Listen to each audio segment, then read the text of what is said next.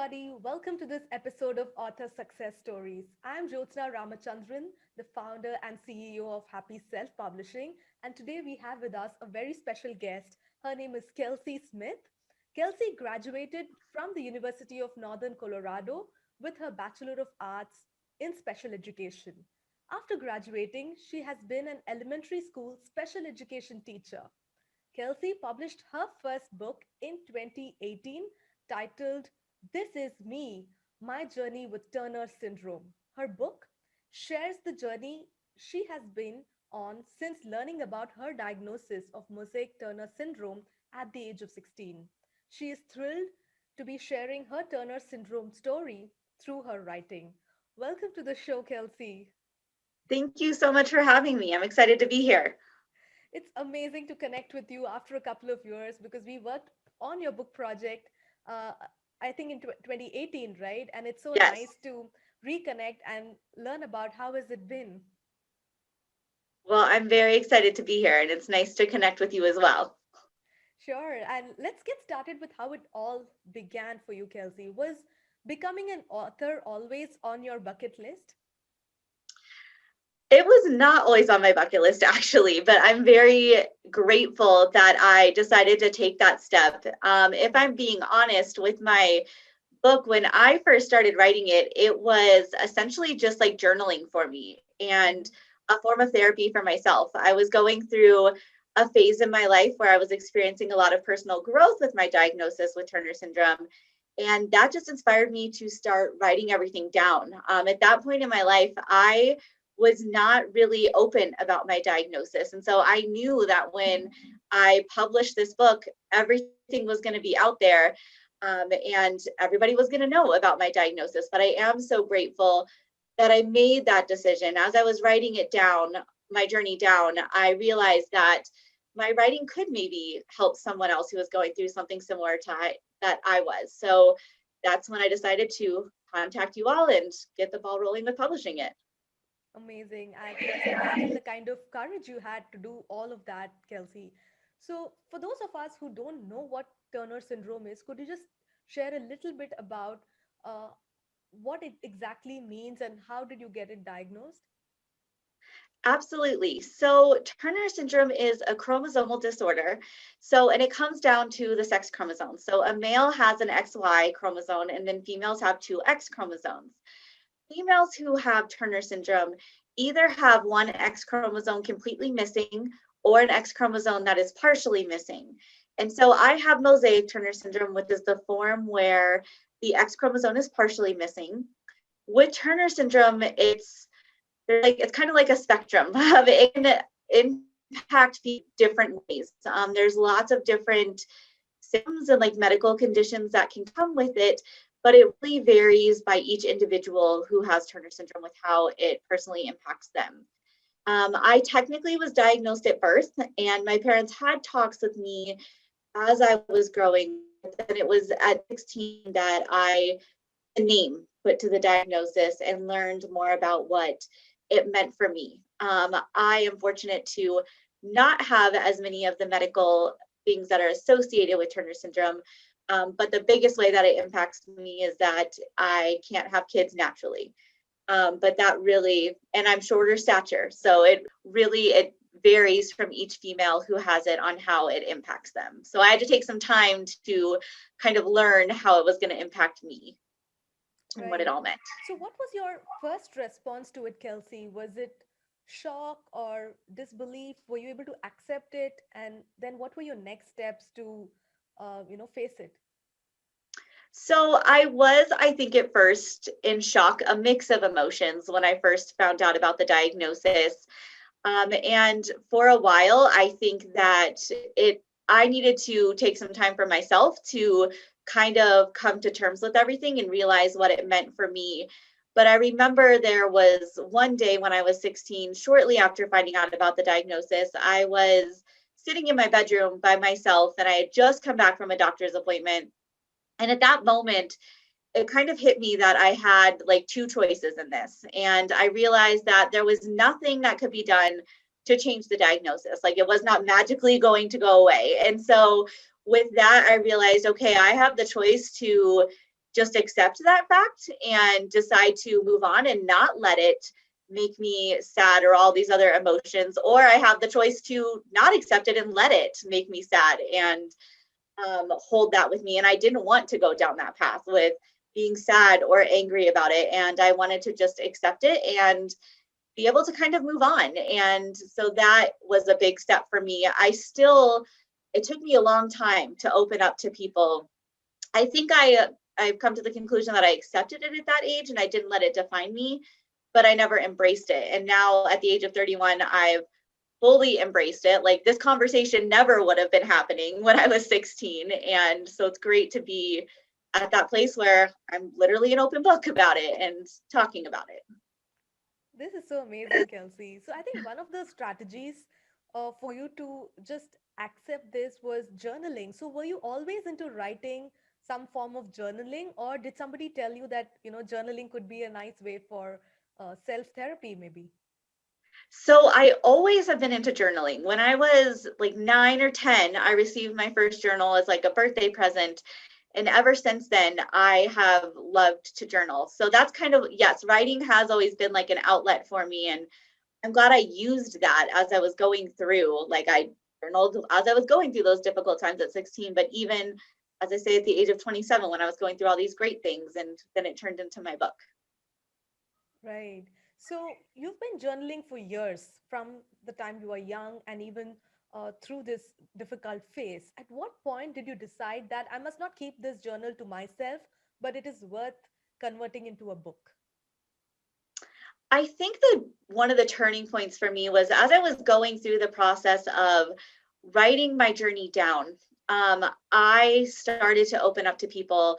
I started with some of my friends at work, like, because I saw them all the time, and started to open up to them about my diagnosis. And it just like gave me this incredible feeling inside. Like, it was like this freeing and very liberating feeling. And so and through that, I was able to help other people through sharing my story and find out that I could support some of those friends through things just because of the experiences that I have been through. And so that was really liberating and empowering to me. And so as I was writing one day, I just decided that, there's so many women out there who have Turner syndrome and are impacted by it. If I could somehow maybe show another individual with Turner syndrome out there that is maybe hiding it just like I did, that there's so many amazing things that come from opening up about your journey, I want to do that. And so that's why I wrote it all down and didn't hold anything back, and was hopeful that it would help someone else who was going through something similar that I did. That is so amazing. It's so nice to see the kind of wisdom that you had at such a young age to not just support yourself, but also share it with your colleagues and friends. And probably these people didn't have a similar condition, but they had some other challenge, and your experience helped them in some way, right? And I'm glad that you Definitely. recognized it and you chose to write it as a book. So now let's understand, writing a journal is one thing, writing a book is something else.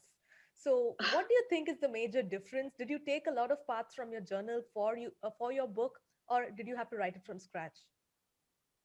It was kind of a mix of both. Like, I definitely took parts of my journal, and then other parts were like from scratch. Once I started writing it, that's all that I wanted to do. Like, every single moment of free time that I had, I was in my office room, like typing away, and I had my journal right next to me all the time. And so it was like kind of combining the two of them. A super fun process for sure. I had not written everything down, but a lot of it was like chunks of it was in my journal. So it was fun to put it all together. Right. So, do you remember how long it actually took you to write? Did you have a kind of a ritual, or did you create a habit of writing every day? How did that whole writing process look like? I did create a habit of writing every day because, like I said, that is all that I wanted to do. Like, I just wanted to write, and I would get so motivated and excited to have that time to write. And so I found myself even waking up early. Like, I'm a teacher, and so I would wake up extra early, go grab a cup of coffee, and give myself some time in my office room before I had to go to work. And then I would come home from work and again write for like another 40 minutes to an hour each day. So it was a lot of writing, but once I got into the routine, it was so much fun for me, and I didn't want to stop. It was hard to like realize, oh, I got to go to work and I don't want to stop writing this, but I have to go. So it became something that was very easy to put into a routine for myself. That's amazing. So when I see your book now, I see that it's so well structured. The chapters are so clear, and one chapter leads to the other. So while writing, did you first outline the book, or did you just go with the free writing method? I kind of just went with the free writing method. Like I knew where I wanted it to start, and then I kind of just let it go from there and let myself write. I think all the years of journaling have like taught me to kind of just do that, and that's what works like best for me, is to just let my words flow onto the page. And so I kind of just let it happen. I think because of your years of journaling, and you also knew what is the starting point and where you want to take the reader, I think because of that clarity, even your free writing is so structured. Well, thank you. Yes, it definitely has developed into that. Right. And there's this other question I wanted to ask you, Kelsey. See, a lot of people write memoirs and a lot of people write self-help books. So, but when Mhm. I, as a publisher, when I look at your book, I see that it's a mix of both. So, did you make a conscious decision to merge the two genres, or how did that happen? I did kind of make that decision that I wanted to merge the two genres. To be honest, I had not read a whole lot of self help books before I started writing my book. I had maybe read one or two, and I found that I really, really liked that genre. And so I knew when I started writing that I not only wanted to share my story and not hold anything back, because I felt that that was a really important thing to be sharing, but I also wanted to incorporate some of those the self-help genre into it as well. Right. So, for those who are wondering what is the difference, could you just throw some light on the differences between a memoir and a self-help book? I will do my best. Yeah, yes. Sure. With my book, I see the parts of my book where I share my story as kind of like the memoir. Like I start my story with kind of talking about the journey of finding out my diagnosis, and like I said, I don't hold anything back with that. I talk about my feelings and everything that happened in those moments, and then also sharing what happened in my life after that. The parts of my book where I talk about how I made all those personal gains in my journey and the strategies that I used maybe to deal with like my anxiety with going to doctor's appointments, or journaling is a strategy that I discuss and how I use that as a like self-help strategy for myself through my journey. Those are the parts that I kind of see as like that self-help aspect of the book, where I'm sharing these strategies and even quotes that I put in there to kind of build in that self-help aspect of the book. Right, absolutely. I think you've done a perfect job of defining the two. So, this is what I believe in. If you are already a big celebrity and people are curious to know about your story, then just write it as a pure memoir because people want to know what's your autobiography like.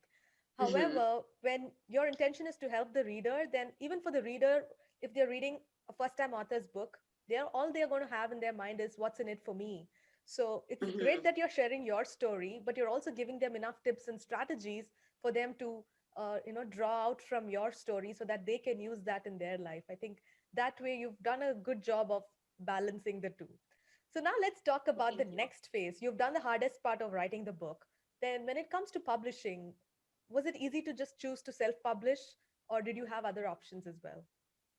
It was pretty easy for me to decide to self-publish. Not a like very easy process. Once I did the research, I found out how easy the process was going to be. And so it was something that was really fun for me, like throughout the whole entire process. How did you end up finding happy self publishing? So I was just doing my research, like researching different companies and reading about the different companies. And so that led me to the website for Happy Self Publishing and the social media websites. And so I looked through the website and then got in contact with you all. And then from there, it was super easy and fun. That's so good to know. And how exciting was it to finally see your rough draft getting converted to, the final manuscript, the editing rounds, and the cover design and the interior design, and finally to hold the copy of your book? How did that feel like? It was amazing. I think it was the process that, if I'm being honest, it tested my patience because I was so excited. I was like, oh, I want to hold the book now. Like, I want to see this now. Right. But it was all worth it. Like, each step of the process was so much fun to engage in, from like the cover design to picking out the font in the book, and just every aspect of it, writing the bio for the back of the book. Everything was so fun. And when I saw all the pieces coming together, it made it so worth it and so cool. Amazing. So, Yes. what did your parents tell you when they saw your book? I had talks with them before I published the book, so that, they obviously knew that I was doing this. I think for them too, it was an exciting like moment to see that I had put all this work into it, and then it was finally there. And I think for them too, seeing how I was coming out of my shell with having like with my diagnosis, I think that that was also a good thing. It led to a lot of good conversations. I love my parents, and they were so supportive throughout the whole journey and there for me no matter what I needed. And so it led to great conversations that we could have too as I was publishing the book. That's amazing. So, did you have any metrics for measuring the success of your book, Kelsey? I'm asking this because a lot of authors have different purposes for writing their book, different uh, goals to measure the, to different goals to actually publish the book. What should the book do for them? What should the book do for the readers? So, for you, Mhm. what was the main goal and what was your driving purpose? So I think my main goal of writing the book was to just reach other women and girls who have Turner syndrome. And yes, I was not the author who was in it to like, I'm going to get rich off of my book. Like, that was not the sole purpose of writing it. Yes, it's a bonus when you like make a money off of your writing, but that my sole purpose was to help others with it. And I knew that going into it. And I feel like I've already achieved some of that. Like, I will get emails from other girls and women who have Turner syndrome after reading my book, and have been able to talk to some of these women and girls and give them advice and help them on their journey. And to me, that's success to me, like being able to do that. That is so priceless. And I'm so glad Yes. that you brought this up, Kelsey, because a lot of times authors, write their book with a lot of hopes. And then a year later, when they have sold just 100 copies, they get disappointed. But I tell them that, hey, look at it the other way around. 100 people's lives have been touched by your book, right? And I think Yes. the benefits start from the process of writing. Like, as you mentioned, it was like self therapy for yourself to write the book. I think is not something that can be measured. And a lot of No. authors feel fulfilled, they feel confident about themselves, they feel on top of the world. Those are some intangible benefits. And of course, when you get letters from readers, that I think is amazing. So I'm really Mhm. happy that you've had those kind of experiences.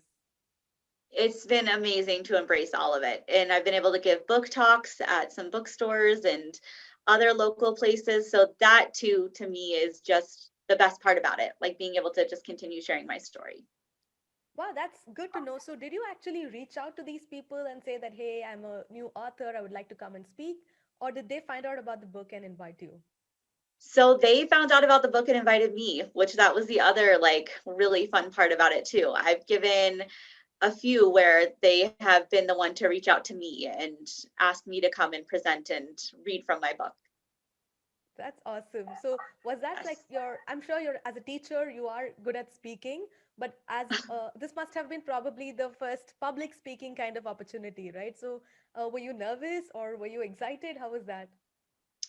I was nervous for my first one, just because it was the very first time. I had done, like, yes, being a teacher, I do a form of public speaking all the time, and I did some public speaking in college, but this was the first time that in front of a large audience, like, or bigger audience, I was sharing my story. And so I was nervous, but it was so much fun. Once I got up there, and I find as a speaker, I will start off nervous, but then once I'm up there and I get the conversation going and my presentation going, I am not nervous anymore. And I just embrace it, and it's a lot of fun for me.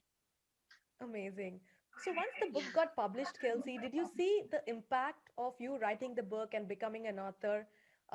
Also, did you see that impact in your teaching career in some way?